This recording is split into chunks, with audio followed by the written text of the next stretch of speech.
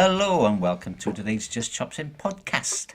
And with David and myself, we have Jonah Burglin. Is that right? Jonah That is Burglin? that is correct. Not, Yes. not burglar, but Burglin. Yeah. More of And an acting term. Jonah is a businessman, entrepreneur. He has developed a blockchain company called Anonydoxx. Have I got that right? Yes, sir. And I think you're going to tell us a little bit about that because we know absolutely nothing really about crypto. I mean, well, blockchain crypto, I suppose, is the same thing, is it? Yeah, for the most part. I mean, right now we're built over another blockchain, and basically what Anonydoxx does, it's an extension of what our other companies do. Mine and my brother's companies actually, and what we've been doing for a long time is recruiting, specifically within the tech industry. So we have an applicant tracking system called HireVise, and then we have a video interview system that's really made to reduce and almost eliminate hiring bias. So when you look at that, we're judging people by, their tone of voice, their mannerisms, less about, the color of their skin or where they're from or where their background is. You get a lot of like regional bias in technology against like India or Mexico when there's some really good developers over there. So effectively, this is an extension of our currently active services. And Anonydoxx, we do KYC, so know your customer. We do I-9 automation. So if you were it's a US term, sorry. But it's basically onboarding as an employee. And then we're tying those records to a blockchain. So Anonydoxx originated as just like, hey, we want to clean DeFi up a little bit. There were a lot of rugs over the past few years. The whole Safe Moon debacle and Squid Grow and other things that I'm sure you've heard about where people got away with, eight, nine figures in cash and no one knows what happened to it. So that's where we wanted to introduce our identification services and our KYC services just to start cleaning up the space. And, we've had a passion for DeFi. We've been following it for a very long time. So we thought it was a really good extension of what we can do and kind of round out the onboarding process from HireVise and then Pavi, which is our video AI as well. So what is DeFi? So DeFi is decentralized finance. It's Oh, right, okay. effectively establishing like an internet of value versus an internet of things or an internet of information, which is the phase we are now. So it's people creating a peer-to-peer network where you create small stores of value that you can trade like kind of like people would do with food back in the day or gold or before currencies came along there were all these smaller values. If currency were to break down, the value is going to be like guns, cigarettes, and all of those other things. It's a similar concept to where like this has value because we're trading it together and it's attached to a very public ledger that people can validate. Okay, so DeFi is more of a community-driven thing then? uh Generally community driven, but always people driven and always peer-to-peer driven, I guess Yeah, is a yeah. good way to describe it. Well, if it's people-driven, then it's more. I mean, I suppose you can get your own um, blockchain or crypto that you fall into if you like, and then you become part of that community, make that community more popular, value goes up, Right. and that sort of thing, I guess. Is that right? Yeah, I mean, In a that's nutshell. really it. So, very, very like it's just supply and demand on very like micro scales. So, Okay, yeah, yeah. when supply starts to dry up and demand goes up, obviously the price of that asset will go up, similar to cars, houses, any type of physical or technological asset. So, Yeah, yeah, yeah. Because yeah. you see quite a lot of like tokenomics coming into the game now, and what's that? What do they call it when it's oh, I can't think what they call it now. When it's like diminishing in Oh yeah, deflationary, deflation, yeah, deflationary deflationary tokens three-letter and acronym. Mhm. tokenomics. I've noticed Yeah, a lot of. you do see a lot of that. I think that for like the bigger currencies, I've always thought that that was a really good way. Like Ethereum, people have been mining for so long that making it a little bit more deflationary makes a lot of sense. Same thing with like Bitcoin having. But for tokens like ours and these like small cap tokens that are all doing deflationary, I'd hate to say it's more of like a trend, I guess, just something to kind of capitalize on because the odds are that supply is never going to go down enough, and those you're never going to get enough usage to actually see the impact of deflationary, um, if that makes sense. Yeah, well, I mean, for example, like Evergrow. I mean, I've been following Evergrow and I've bought some Evergrow coins, if you like. And they've got a deflationary token which they've I think they started with a trillion, burnt 500 billion or however many is half of a trillion Mhm. straight away, and then yeah, and then I suppose it's going to take, I don't know how long it'll take to burn a couple of trillion tokens, but I suppose the more people buy them, the more they get burnt. Yeah, and that's it's a pretty cool concept, and I think there are definitely going to be one or two that take off, and then you start to see the value of deflationary Hmm. as a whole within kind of our little niche, which is Binance Smart Chain and smaller Ethereum tokens like Evergrow. Um, it's tough to feel the impact of deflationary. It's catchy. It's very catchy because you want Okay. an asset that less people can have, but it's tough to feel those impacts. All right. Okay. Do you understand a bit more, Dave? No, Nope. I don't think I don't really either. Me neither, man. So what got you into like crypto and blockchain stuff? I've followed it just being in banking for so long, and I was a commercial banker. I would have people bring it up to me all the time. And this is back in like 2016, 2017, when people really started to get into it before the first big crypto crash. And, people would come in, hey, how can I buy this using my company account or my debit card? Or you guys are blocking it. So you kind of forced to look at it. And Mm. at first I was like, no, this probably isn't for me, and kind of encourage people against it. But then I kept following. 2020 rolls around. Everybody's at home, everybody's bored, and you kind of start losing your contact with people. On top of that, there was just this huge, like unheard of economic boom going on to where if you put money in the stock market or in crypto, like it was very hard to lose. You were just making money.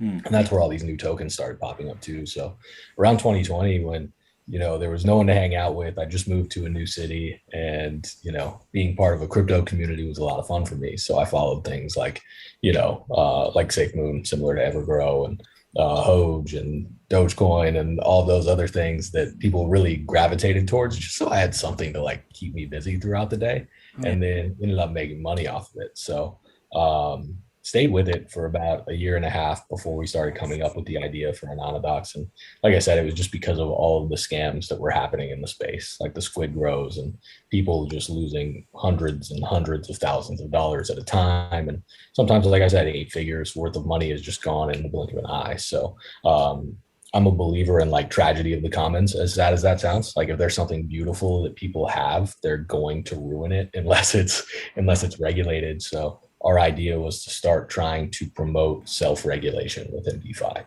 the Yeah. point where like an SEC or like an FBI or whoever the governing body is doesn't have to get involved, Mm. because less people are getting stolen from. Yeah. Okay. Yeah. Yeah, I suppose it's quite easy to get stolen from in DeFi or not? Because I mean, had my wallet hacked a few weeks ago. Oh yeah, it's easy to get your wallet hacked. There are a lot of people waiting to prey on you. There are so many ways to like hide and change fraud within DeFi, with proxy contracts, with wallet hacking, with everything else, that it's a dangerous place. And I feel like that's the biggest barrier to adoption right now, is the danger that's in it. Mm. And there are only two ways to eliminate the danger. It's either to have like a full government body or an international body start to govern these things with standardized practices, or for us, the peer-to-peer network, the communities, to start regulating and hold people accountable ourselves. Is it not possible then for a company like yours to put some sort of smart chain verification in, so you can actually stop this kind of fraud going on? So yes and no. So like there's very complex fraud out there. And the idea behind what we do is, when we identify an individual, let's say it's a new project owner, um, we would identify that person, and they would go through a live video interview with some facial mapping technology. We know exactly who they are, where they're located. And in that video interview, they're answering questions. And some of those questions are related to, do you know what happens if you take people's money? Do you know that we're going to release your information? Do you know that it's going to a governing authority outside of us, so that we can start a class action or a mass tort case, or just hand it over to the right governing body, so that this stops happening in the space? So Mm. really, that's our creed. That's really what we want to do as a whole, is just promote a little bit of safety where we can. Yeah, but I suppose that's more company driven rather than individual private Yeah, so that's sort of space. That part of it is more company driven. That's us as a company verifying people, and then the other end to what we do and where we get into hiring bias and everything is using that technology to filter into a decentralized application where you can hire developers anonymously if you're a new contract owner. A lot of people who develop cryptocurrencies don't actually have a background in technology. So they develop it and they promise these wild things, but they don't actually have the ability to go out and tackle it. So setting up this anonymous network where we're kind of notarizing a transaction, so to speak. Like we say, we know who each side of this table is, so you guys don't need to know who each other are. Because Yeah, if something yeah. goes wrong, we'll step in between it. That's where our peer-to-peer network comes in. So like versus being completely decentralized, it's more of a like a proof of authority type of Mm. setup in that we know who everybody is, but no one else ever needs to know unless something's stolen from. So it's for hiring developers, communicating with your peers, posting job opportunities, advertising space, networking with marketers, whatever it may be. You can go into our decentralized application and do it. And that's what the token's for. It's to access that and to expend on that network. All right, okay. All right. Yeah, pretty complicated stuff. Goes way over my head somehow. But Yeah, you know, one of our biggest struggles is just trying to like simplify the message for people, people, and obviously I haven't done a good job of that, man. So but yeah, it's all right then. I suppose. But you're saying you were got into it around 2020. You're pretty late coming to the party, really. Then. very late, very late. Yeah, yeah. But it's good and bad being late to the party. Like first to market always has more traction, but you get to see the mistakes that other people make. Hmm. You get to see areas that you could make improvements or make things more fair. And I think we've had an opportunity to do that, especially kind of going into this market where most people are losing money on tokens. It's a good opportunity for us to focus on like, hey, how do we get prepped? How do we increase adoption right now so that next bull run when there is more fraud again and when developers are stealing more money from project owners and project owners stealing money from everybody else, how are we in a position to make the space better at that time? So Hmm. that's really the focus. Yeah, yeah. That's good. That's good. I think yeah, it needs some sort of regulation, I suppose, because it's a bit of a. It's still. Yeah, I mean, yeah, even after what 10 years, 12 years, maybe, it's still a bit of a wild west crapshoot, Oh yeah. really, isn't it? Yeah, no one's really come up with a fair way to govern it. Here we have the SEC in the United States, and they're terrible. I mean, there's it's like a witch hunt. But we have different bodies of our government trying to fight for the right to regulate crypto. And until we do it and the UK does it and the EU does it, there's not going to be any type of standardization in how it's regulated because most countries are going to fall after that, Yeah. especially given that like Eastern countries are a little bit more rigid than everybody else, Okay. less democratized, right? So like these countries kind of dictate it, and we just need to get our heads out of our ass and figure it out, man. I like don't know a better way to describe it. Yeah, yeah. Well, I don't know. I mean, has that guy taken over the UK now, Dave? British Prime Minister bloke? Yeah, he started yesterday or Did the he? day I mean, before. he's a big crypto fan, isn't he? Apparently. What's his name? Sunny Rushneck, is it? Sonny Rushneck. Yeah. Apparently, he's worth 720 million, and he's just taken over the Conservative Party. Yeah, I think his missus is worth the most amount of money. So his wife's family are absolutely minted. Well, I read he's worth 720, and she's worth whatever. No, Yeah. I thought it was the other way around, but we were talking about it in work, and at least he ain't gonna want to accept bribes or anything. You don't need to, do he? So Right. he should be pretty straight, really, shouldn't he? I don't know. I don't know. I mean, they're all corrupt anyway, aren't they? I mean, how did he get 720 million? You know? He sounds like the guy giving the bribes, not taking the bribes. So Yeah. that's good. It's a power move. Yeah, but it's not like he's going to understand any hardship, really, is it? He doesn't know what the Oh, country's going through. he's down to earth with a man on the street, and he Yeah, you knows can't that be it's. down to earth with a man on the street with fucking 720 million Of course, he does. He pound in knows a bank. he knows it's 6.5 grand for a loaf of bread and 27 grand for a bottle of milk. Do you know what I mean? Yeah. I don't know. I mean, yeah. So, do you have like any interests and hobbies outside of blockchain? I'm going to call it Yeah. blockchain because So you're not really a crypto person, not really a crypto company, but yeah, you have a token. So usually I love to go outside. I've got 3 dogs. You can't see them right now. I'm big on playing basketball. I used to do jujitsu, boxing, anything to keep my body active, and just had ankle surgery, so I don't do much of anything anymore. I just sit at home and then wait for my girlfriend and hang out with my dogs and try and stay off of one leg. But love music. Love cartoons. I don't know. I know that sounds corny, but love cartoons, anime, music. What cartoons do you watch? You watch things like Family Guy and South Park, or Oh, I love South Park. yeah, Whenever I get the opportunity, I'll put on South Park. It's just background noise that you can kind of keep up with on the yeah, times. yeah, yeah. Love it, man. I was Uh, actually watching South Park. Yeah, I haven't watched it for ages, and I watched one the other day where Cartman took a photo of Butters with his cock in his mouth. He's like, "I got it, Kyle. I've got it, Kyle. I've got the best photo ever, Kyle." And he's like, "Yo, so, so it's one of those shows like I always forget about, and then every couple of months I hear something about South Park, and I'm like, I gotta watch it. Gonna have fun. So I probably watch it in like small stints twice a year, and yeah, then yeah." I and mean, then if you watch all disappear the for time, it after gets that. a bit grating, but Yeah. the humor is brilliant. I love it. I do.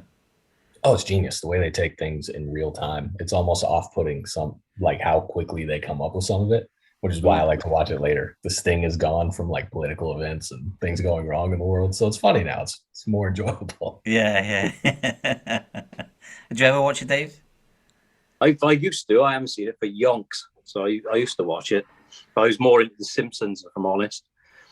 I'm not. I've never really been into. I mean, I did used to have like a Bart Simpson underachiever T-shirt when I used to go to the gym all the time because that was my thing. I'd always train in this Bart Simpson underachiever and proud of it T-shirt. But so, what sort of music do you like then, Jonah? So I'm very eclectic. When you said come up with your top 5 songs, if you told me top 5 songs in each genre, I could probably come up with a good list for you. But Yeah, I'm all over the place. Depends on my mood. Like this morning, I was listening to R&B. Yesterday it was hardcore music. The day before it was Ludovico Ainati, which is just a composer. Whatever I feel like that day, I just really enjoy it, and I think yeah, music is just an awesome like escape for the soul. yeah, Make me feel actual feelings again, and it's just fun to listen to. Always brings back memories.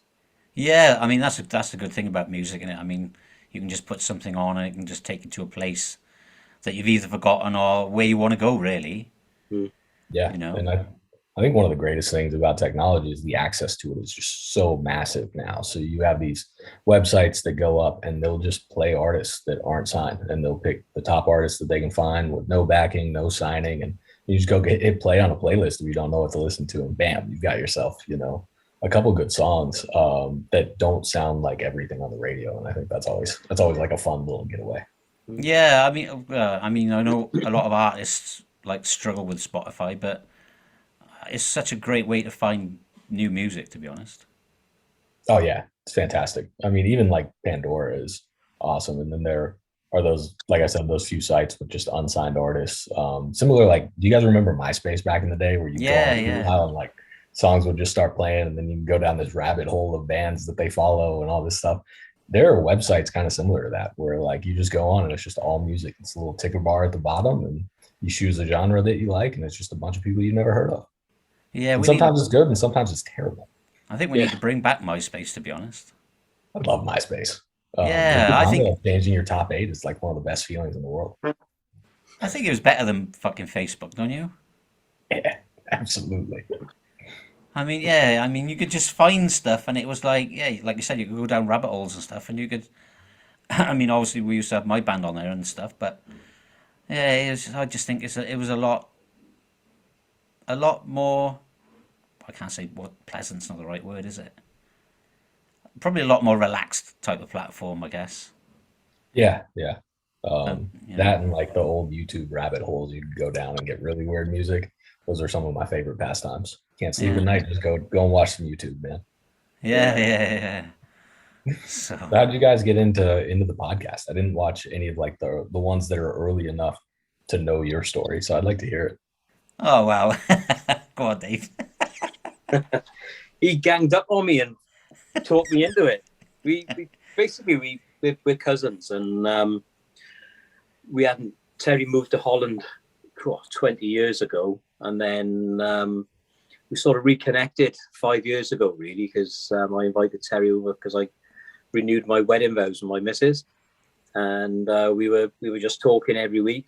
And then Terry was like, "Why don't we record it and start a podcast?" And I didn't really know much about podcasts, so we did a first couple. It was just the pair of us having a chat about general nonsense, and then we started getting guests on as well. Then so. Started off with music guests, and then we've just tried to branch out now to try and speak to, to lots of other people, really. So, but yeah, it was kind of like something Terry wanted to do, and I think nobody else wanted to do it. I think. Well, I didn't really ask anyone. I did have, like I said before, I did have somebody in mind, but we had because we were like both trying to learn to play the guitar as well at the same time. And I was always texting him or calling him over WhatsApp, and we had such a good rapport, really, that I was like, "Oh, fuck it, Dave, come on, let's just start a podcast." He's like, "No, I don't want to do it." I mean, I must have been trying to talk him into it about 3 years, to be honest. And he's like, "I don't want to do a podcast like that." I was like, "Come on."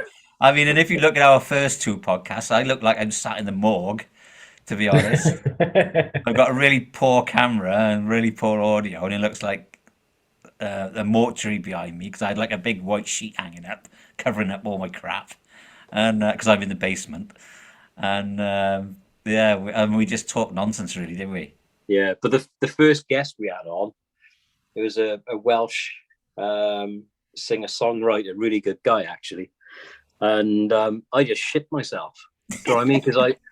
Because I'd done all this study, and I still got the original book here where I drop all my notes in, and I must have done about 3 pages on this lad, and I was like really straight and asking him, like, trying to be professional and all this, and really, really nervous. And then as it's gone on, we've just got obviously a lot more relaxed, and quite a few people say us, they like coming on and we just have a bit of a laugh and a bit of a chat. And we had one band on with the Cockney Rejects. Yeah. And he reckoned it was therapy. He said it was brilliant. He said it's like therapy coming on speaking to you guys. He said I get it all off my chest. So yeah, it's just kind of like a bit of fun. And I got to be honest, I do look forward to it every week. When we're talking to different people, it's a bit of a laugh, really. Yeah, yeah, That's awesome. yeah. I can second that. I mean, like, because I was following that Twitter space, and I heard you say you had a podcast, or you were thinking about doing a podcast.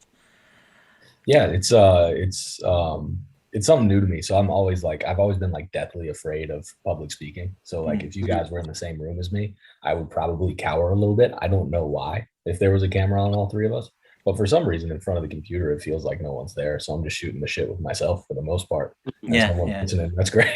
Great. But I think a good thing for me going in crypto was I started to kind of get over that fear a little bit and be a little bit more relaxed and less rigid. If you go and listen to our AMAs from like October and November when we started introducing the idea, I was like very, very rigid and straight to the point. And now, I'm just recognizing the facts of life, and that's that.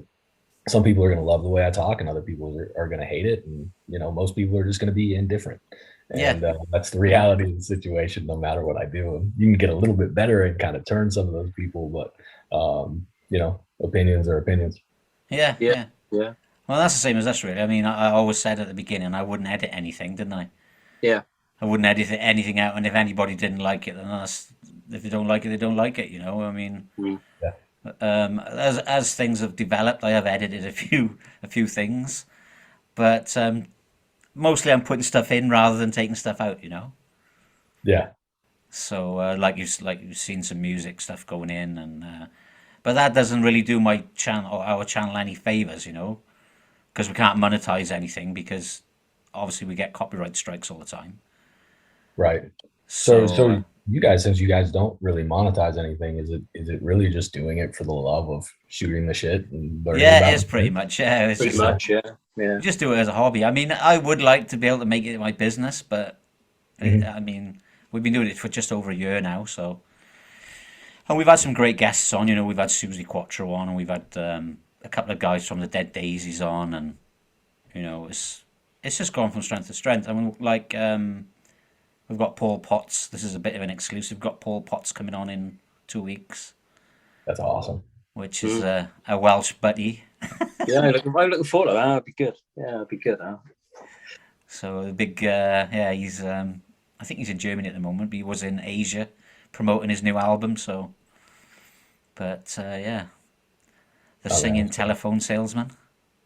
Yeah, that's awesome. I appreciate you guys inviting me on. Like I said, ankle surgery has been a big turnaround for me. So I tried Yeah. to go to the gas station yesterday. I was like, you know what? I texted my girlfriend. I was like, I'm putting the boot on. I'm going to the gas station. So I got maybe halfway down my street and I had to make it a quarter mile. I was like, man, I'm turning around.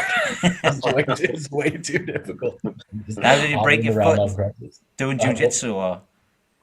It's actually an old. I think it's a military injury. So Oh right, okay. yeah, there's we were rucking up some hills way back in Fort Knox, Kentucky. So I was 19 at the time. I'm 31 now. So we were rucking up some hills. Somebody fell over, kind of rolled over my ankle, and I was just like, I'm 19. I'll get over it. And never really did. And of course, you never want to go to a doctor. And then when you finally do, it's like, hey, you've got arthritis and some bone spurs and a whole lot of things we got to clean out. So I didn't know that I wouldn't be able to put any weight on it for the next 4 weeks, but that's the risk you take and being young and arrogant and thinking your body's not going to break. Yeah, that's the trouble, I mean, I was the same when I was a kid, but I'm way past that now. So Now if anything can hurt me, I just stay away from it. I just don't mess with it, man. So I did ask you what your 5 favorite songs were. I mean, no particular genre, no particular order, I guess. So I mean, like you said you've got quite an eclectic taste. I mean, both David and myself. David's a bit more cock rock, soft rock orientated. Rock, that's an exclusive. Soft rock, I guess. Well, it's mostly soft rock you listen to, isn't it, Dave? It's not really hard rock, is it? No. But I listen to everything. I'm a little bit older than David, so I've grown up with all sorts of wild and wonderful music. Oh, that's fantastic. So first song, and I'll put this in my top. It's really just my top band. It's a band called Ween. Do you guys know Ween? Ween. No. Never heard of them. So Ween is if you know the song like Ocean Man, there's a song called Ocean Man by Ween. Ocean Man, take me by the hand, that's probably their biggest song. But the song that I like is called Voodoo Lady by Ween. And they're just kind of like this eclectic, like they have kind of an album for everything. And there's one that's very like new age rock based. There are some that are like very like Cabana doing cocaine based, like that's the point of the album. I'm not saying do cocaine in a Cabana or anything. And then there's one that's like ocean based. So reminds me of like high school, kind of growing up, being free with my friends. And Voodoo Lady is a great song for me. Yeah, that's weird. I've got a King Voodoo t-shirt on. It's awesome. Definitely look. I'll send you some links to their music. And give it a look. You'll Ween. How do you spell that? W-E-E-N or W-E-E-N? That's about every screen name that I've had since I've been 15 ends with W-E-E-N-S, just because it just reminds me of that. Okay. Yeah. Number 2, again, I'm a little out there. You Rock My World by Michael Jackson. Okay, that's cool. David's a big Michael Jackson fan. Yeah, I love Michael Jackson.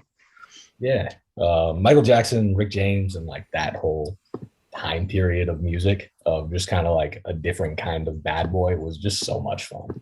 And again, it's just something that like brings you back and makes you dance, and I'm all about that. Not with a broken ankle. No, I did right before my surgery though. There was a wedding, and I got all the dance out of me, and went through a lot of pain the next day, but it was worth it, man. Just out there boogieing. You wear your hat. Pew. Yeah. Surprised David hasn't got a hat on. Dave, do you do that, Dave? Pew. You do your Michael Jackson moves? I think I drop out on the floor, I gotta be honest. I wish I could get up quick enough to show you the pictures of me with the hat on at the photo booth. You just hit the nail on the head, man.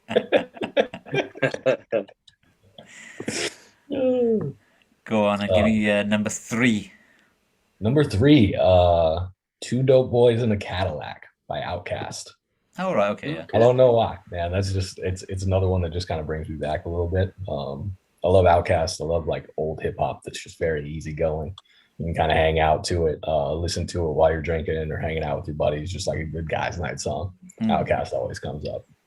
I was going to say that have you got like, well, you must have a close relationship with your brother, I guess, if you got a company together. It's a little bit closer than I'd like most times, yeah. Yeah, really. I was just thinking about the title of the song. I mean, if it gives you good memories, then maybe it's you and your brother going down the highway. Yeah. So I'm the youngest of 5 on that note. My brother's 6 years older than me, and so by the time he was driving, I was around 7th year in grade school, and he would just be blasting rap music all the time because it was like the era of like Limp Bizkit. I don't know if Limp Bizkit made it to the UK, but yeah. Unfortunate if he didn't. But like Limp Bizkit and all these like Eminem just came out, and then you had just like this wave of hip hop of like the Yin Yang Twins and Lil Jon, and just blasting bass music in the Southeast. I'm from Memphis, Tennessee, so 3-6 Mafia and all those bands. It kind of just takes me back to like that time period, I guess. Yeah. Well, if your brother was 6 years older than you, I mean, he was always trying to get rid of you, I guess. He was absolutely always trying to get rid of me, and sometimes he just couldn't. Sometimes I just had to be there with him, but he would drown me out for sure, man. He had it was so in back then to have like the big 16-inch woofers in the back of your car that just like blasted all the time. So I have hearing deficiencies now, and I absolutely blame him for it. And he can't hear a damn thing. So yeah, it's been cool to reconnect. Not to say reconnect, but family, we live on opposite sides of the country, and he's so much older that we didn't live together through like my high school years, and didn't hang out a lot during college or anything either. So it's been awesome to like kind of re-get to know this side of my brother through this process over the past couple of years. So yeah. Well, how did you end up starting a company together then? Well, we obviously talk, we're family, but we would talk like once every couple of months, and we were both kind of into the same things. I was in banking, starting to hate what I was doing in commercial banking, and he's contract recruiting at the time. He's very successful at what he does, and we had this kind of tech sitting out there, and both of us thought, like, let's see if we can get a little bit of funding. Let's see if we can pull a team together and try and create something different, and something that could we could have a passion about. And if we're going to go to work for the next 30 years of our lives, we might as well at least not hate what we're doing. And I think that was the whole concept. And it started out, we were just kind of like feasibility study. We're going to start small and see where it goes. And then started getting offers for capital and took one of them. And now we're just trying to enjoy the moment. I guess it's been fun.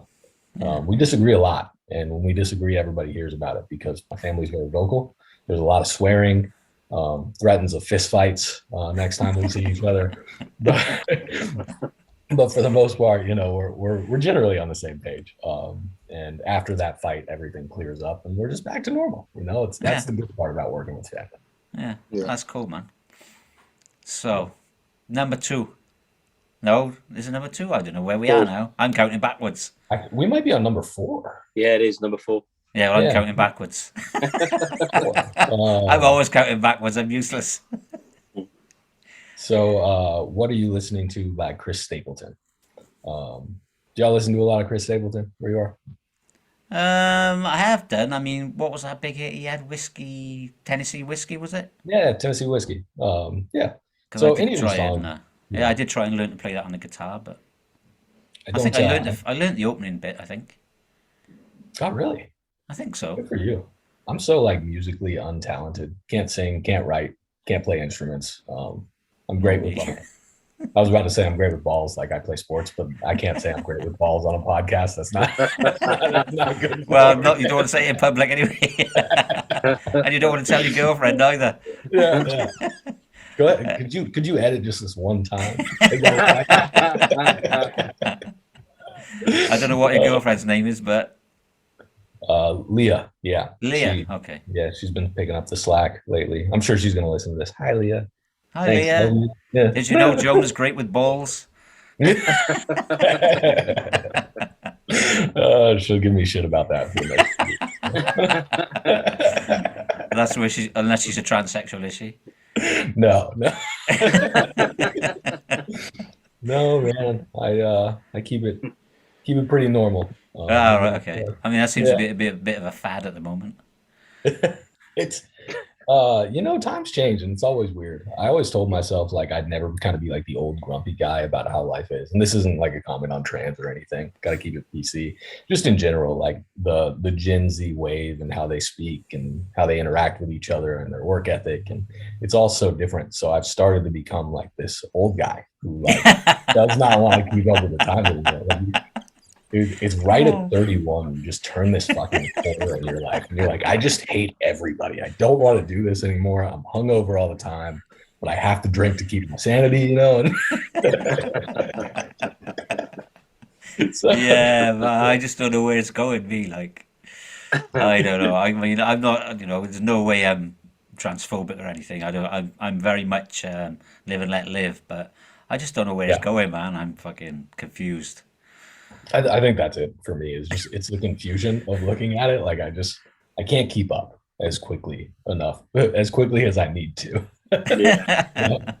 But I agree. Live and let live, and everybody's got their own life and their own decisions. And I always say, if it happens in my life, I'll have an opinion on it. But until then, I really just don't care enough to Yeah, hear about yeah. people's I problems. actually said those words today. That's What? mad. Those Did you? very words that Jonah just said. Yeah, really? Yeah. Unless it happens Crazy. to me, I'm not worried about it. Yeah, well, that's all you could do, really, isn't it? I mean, Yeah. Yeah. it's not like, if a brick falls on your head, it's a different story. But if it doesn't fall on your head, there's no problem, is it? No, that's right. You know. And I can't live with what ifs either.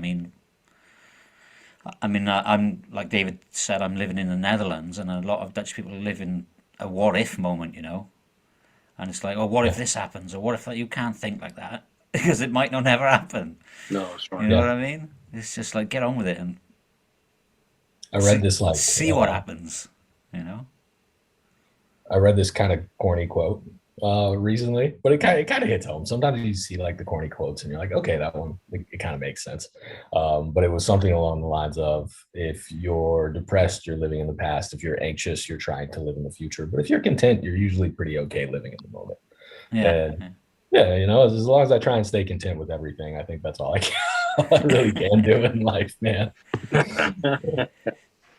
Well, I don't know. I'm not going to say it because my girlfriend will tell me off. Yeah. I think I'm pretty content, but I try not to be, if you like. Yeah. I'm always trying to push for the next thing, and I'm pretty happy with where I am or what I've got. But it's just like you always want a little bit more out of life, I guess. Especially as you get older. There's not going to be a pension when I get to pension age, so I'm trying to build some sort of a future, for that, I guess. You ain't going to retire. Our age group are never going to retire. We'll never be able to retire, will we? If we're working for the man, we're going to be working for the man until we're in a box. Yeah, I don't want to work for the man. I think that was one of the bigger things for us too, was like, man, just from the time period that we're all kind of unfortunately in this same little 15-year window of like, now we're through 2 economic crashes, or we're going through number 2 and a couple of micro ones in between. And I mean, it was probably about 8 years ago. I was 23 years old, and I remember talking to somebody. I was like, man, it doesn't matter what I do. I'm never going to retire and live the right lifestyle. And you can live your entire life working for the man and doing these things. And everybody says I'm going to travel when I'm older and I'm going to do this when I'm older. But to me, it's always kind of been a backward stop of like, man, I want to go travel again now. Yeah, you need to do it when you're young. Yeah. So I've been fortunate enough to, travel and have a good work-life balance, for a long time. But this was kind of the second step of like, okay, I'm starting to feel old. My ankle just gave out. I'm in pain. My back hurts. I don't even know why my back hurts. I just woke up this morning with a stiff neck. Like, I got to get out of here. I got to get out of here. So kind of like taking these early 30s for me and just having the ability to travel and work remote. Like, our next move is to buy a van and put a bed in the van and take the dogs in the van and just start moving around the country. Because all you really need now is Wi-Fi. So if I'm not going to retire in my entire life, which I probably still won't, the majority of people probably will work until the day they die now, especially without pension. I'm at least gonna fucking enjoy that journey. Like I'm gonna Yeah. do something that gets me by enough, but like that I can do what I want to do. Yeah. No, I like I've that. always said that they do it in reverse, man. I think they should give you your pension until you're 20, and then when you're 20, start work. You know, Yeah. then you've got that window of opportunity where you can do whatever you want. If you want to travel, or if you want to, go around the world and experience what you could never experience when you're working for the next 30 years. Yep. You should be able to do it then. Have that opportunity, even if until you're 25. But then you start work, and then you work until you die, like to pay it all back. I guess. A bit like student loans in America, I suppose. Yeah, that's basically that's our student loan system. Yeah. You just pay that back. The rest of your life. Don't even get me started on healthcare. That's a fresh wound for me. So, Well, David's got it easy, with the National Health Service, and Yeah, we have. Yeah, we're lucky. yeah, I mean, we pay for our healthcare, and you pay for your healthcare over in the States. So yeah, our healthcare is very monetized. So yeah, it's ours just, is as well. To be honest, I mean, we've just followed the American system here in the Netherlands. So oh, I had no idea. I haven't been to the Netherlands since like '09, and I remember I ended that trip. So I went to Ireland, all across Ireland, and I went to the UK, and we took the Channel down through Belgium, went to Paris, Netherlands, and just kind of hung out in the Netherlands, Amsterdam for way too long. Well, I mean, I was 18 years old. yeah. Traveling as cheap as possible, like the red light district it's pretty cheap to go and like exist in and not need too much.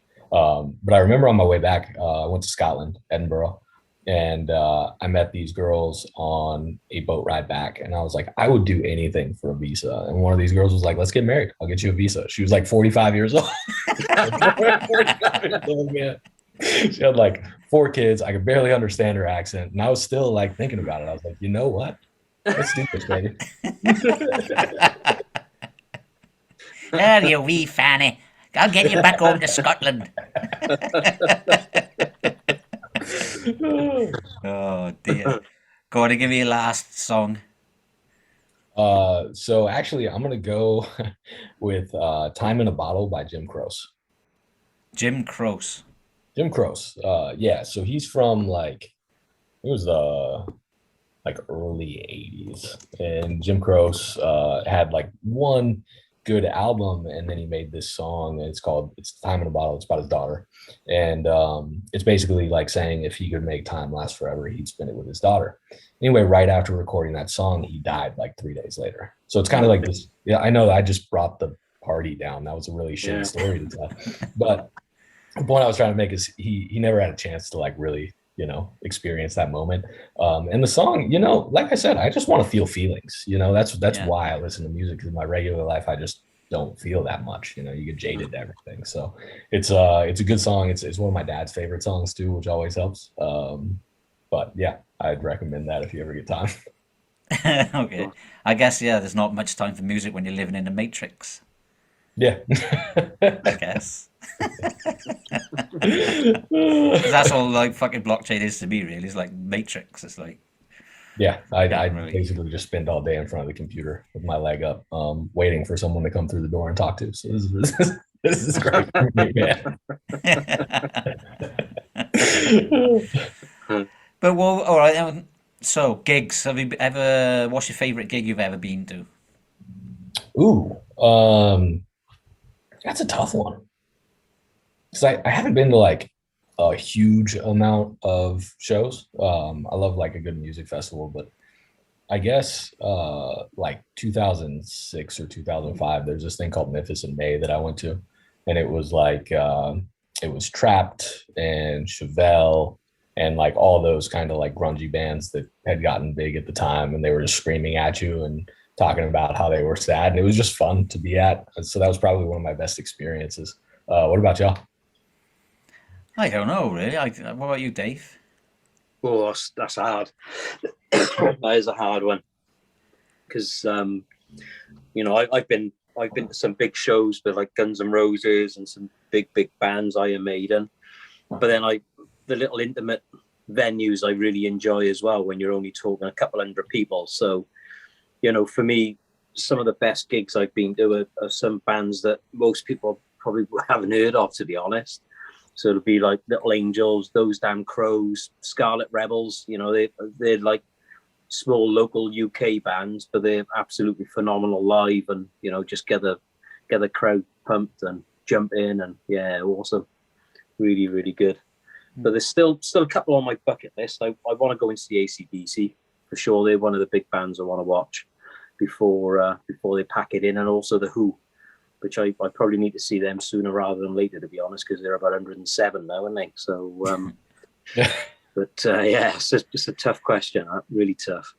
Yeah, it is. I mean, I've seen quite a lot of bands as well.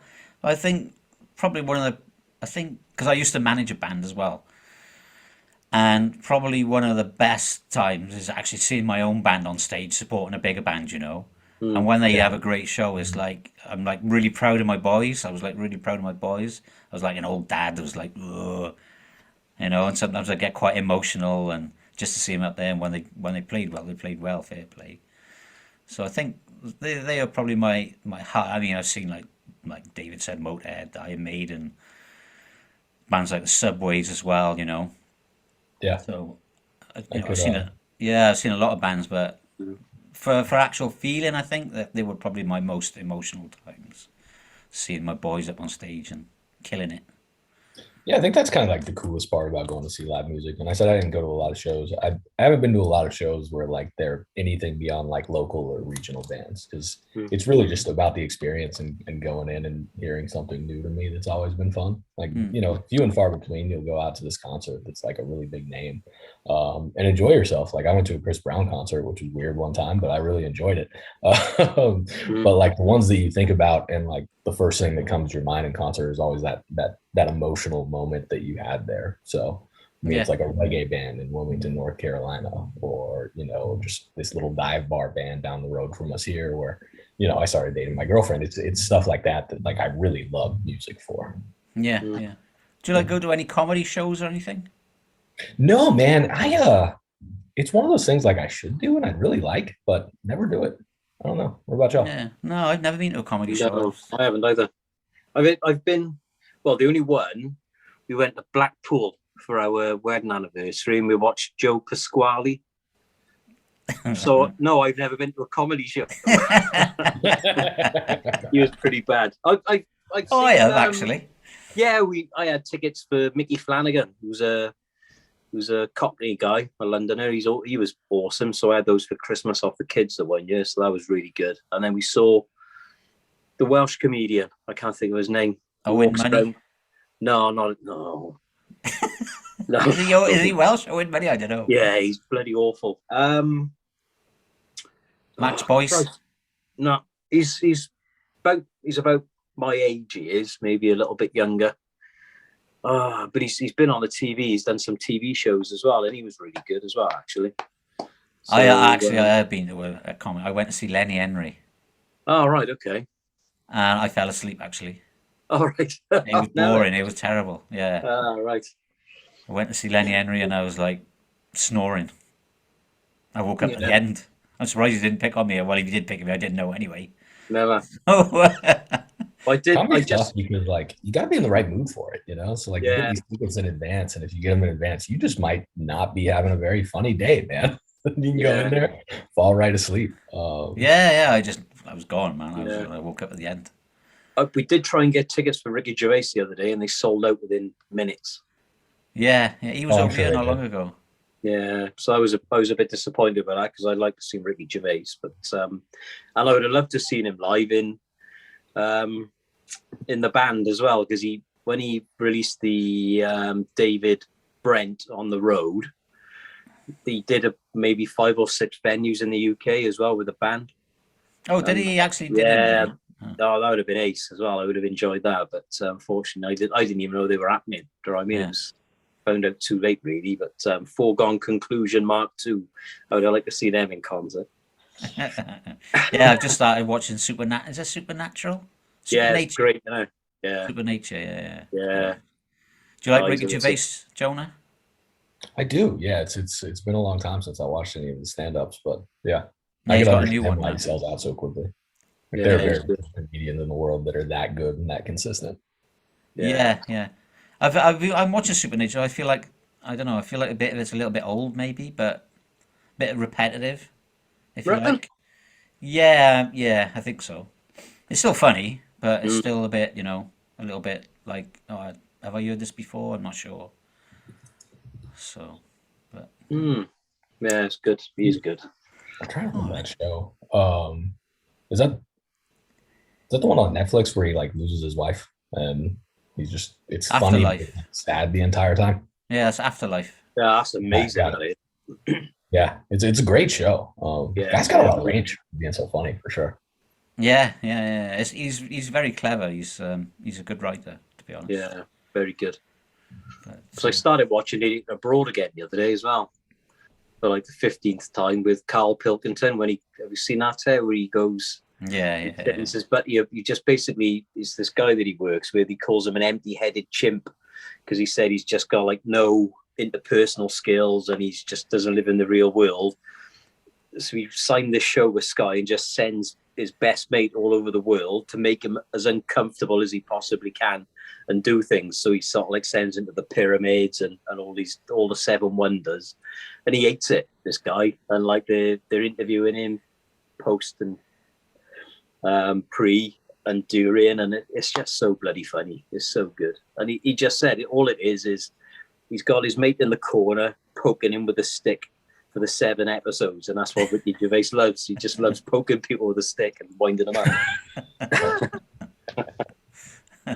Yeah, Carl Pilkington is very funny anyway. He's really dry, Yeah. so. Oh, he's awesome. Me and Yeah. Sarah reckons I'm like him. She said she reckons I hate everything and hate everybody. She said you are Carl. I was like, oh, I think I get on with him. Do you know what I mean? But, Not so much Victor Meldrew then. no. All right. Well, it's nice to meet you, Jonah, and thank you for joining us today. Yeah, man, this was great. I really appreciate you having me on. This was a lot of fun. Yeah, it's nice to Good, learn good. about your company, and if you want to plug anything, do you want to plug anything? Yeah, company is Anonydoxx. If you're into DeFi and crypto, go check us out. Go into our DApp and hang out. And then hirevise.com and Pavi.ai if you're hiring anybody are really great resources for employers. But man, I had a lot of fun today. I just like shooting the shit. This was great. New people. Thank you so much for the invite. Can't thank you enough. Ah, that's cool, man. That's That's cool. good. It's good. And good luck with your podcast as well. Let us know when you're doing it. Yeah, do you guys want to be my first guest? Yeah, I'll we'll do ask you the that. same questions that you asked me, just in different orders. So If it's about crypto, I'm just going to be sat there looking at you. 'Cause I don't know anything about it. You're like, what's he talking about, Ted? What's he talking about? oh, about your crypto. Yeah, maybe we should start a Just Chopsing coin. Yeah. Probably say that. Yeah. I wouldn't know where to start, to be honest. NFT podcast, baby. Everybody likes NFTs. Yeah, that's a big thing now, isn't it? Did you see those Reddit ones just went 100x? Did they really? Yeah. Because Reddit launched them, what, 3 months ago? Yeah. So they like Rolled your out? avatar, yeah, Yeah. and they just went 100x apparently. That is insane. I don't understand NFTs. Like I've been trying to wrap my head around them, and I don't think really anybody understands them, but they're cool to look at. And everybody loves the Reddit guys, little alien dudes. Yeah, I haven't really looked into it. I was listening to a space earlier. I thought you were in there actually, and oh no, it was with Mario Nawal, and I don't know if you know who Mario Nawal is. I don't know. You should check him out, man. He's really switched on. Oh yeah. Um, he was doing an NFT space. I think he did it yesterday, but he had a guest on speaking, and he said that he bought a Reddit NFT just because he didn't buy NFTs. He wasn't into NFTs or anything, but he bought the Reddit one because he's been with Reddit for like since 2011 or 2012. He said so. He's a big Reddit fan. And when they introduced these NFTs, it was so easy to buy. He said you bought them through like a Stripe payment. Yeah. He said you just bought it through a Stripe payment. He didn't know nothing about the technology or whatever. He just bought this NFT through a Stripe payment. It was $10 just so he could have his avatar of himself or whatever it was, whatever the avatar is. I don't know. But on his profile. But apparently they're interchangeable, so you can take them away with you as well. So wherever you're going. Yeah. But Okay. they've just gone 100x. So he's seen it on OpenSea, and people have started selling them for like $1,200 or whatever. Wow. And they only cost a tenner, and 98% of the people on Reddit who've bought them don't even know they're worth anything. Yeah, it sounds about right. There are some weird things about Reddit that like you just kind of know are going to take off, and I should have paid more attention to that one apparently. Yeah, I'm really late going to Reddit. Yeah. I'm still not into Reddit, to be honest. I always see it popping up on my email, and I'm like, oh, fuck off. Fuck off. Fucking Reddit all the time. I sometimes just troll to read the comments and see what people are saying, because there are a lot of out there people on Reddit. Like there are a lot of like here we would call them like tinfoil hat people. Just Yeah. really, really out there conspiracy theories. So those are always fun to read about. Again, I don't sleep a lot, so sometimes I like to take a little break. Yeah. A lot of flat earthers. But they've got their own like little cryptocurrency. It's just called moons, and people give you moons for, you know, good comments or making a good post or whatever. And everybody on Reddit is convinced like this is going to be the next thing. But all you can get them from is just people giving them to you. It's a peculiar thing that like probably will take off because so many people like it so much. Yeah. I bought into a cryptocurrency like that a few years ago. I can't remember what it's called now. I still got it. It's not worth shit, to be honest. But that was sort of like a tipping thing as well. And it was designed to be like a social media coin. Mm-hmm. And then obviously when you put stuff out, people liked your comments or whatever, and then you would get tipped with this social. So obviously Reddit are doing it then, are they? Yeah, they're doing it. And then Banano is another one that's doing it. Like you just get bananas for. Oh, right, okay. Yeah. But yeah, I suppose those coins are not worth anything outside of Reddit, though, are they? It depends on who you ask, man. Just like NFTs, you know, the value is in the eyes of the beholder. Yeah, Whatever yeah. you're willing to pay for them. So I think they do have like some type of value associated with it. I don't know how you would ever cash them out or if you can, but Yeah. they do have some type of value. I think I have like 2 moons. I got one like on one of my posts one time where someone didn't think I was dumb, and it's probably one of the better moments of my life. Is not someone not thinking I'm dumb on Reddit. Yeah, well, that's a place for information, I suppose. Yeah. Like I said, I just see it keep coming to my Gmail, and every time I ask the internet a question, it fucking pops up on Reddit. Do you want to go to Reddit, or do you just want to get the answer in Chrome? And it's like, oh, fuck off. I don't want the answer at all now. I can't even remember what the question was. Don't get your answer from Reddit. So, all right, very good. Being a bit of fun, and yeah, hopefully All right, we'll thanks speak again, to you guys. again. Yeah. Great to meet you. But don't Yeah, sign you off. bet. Don't sign off a minute. I want to talk to you off air.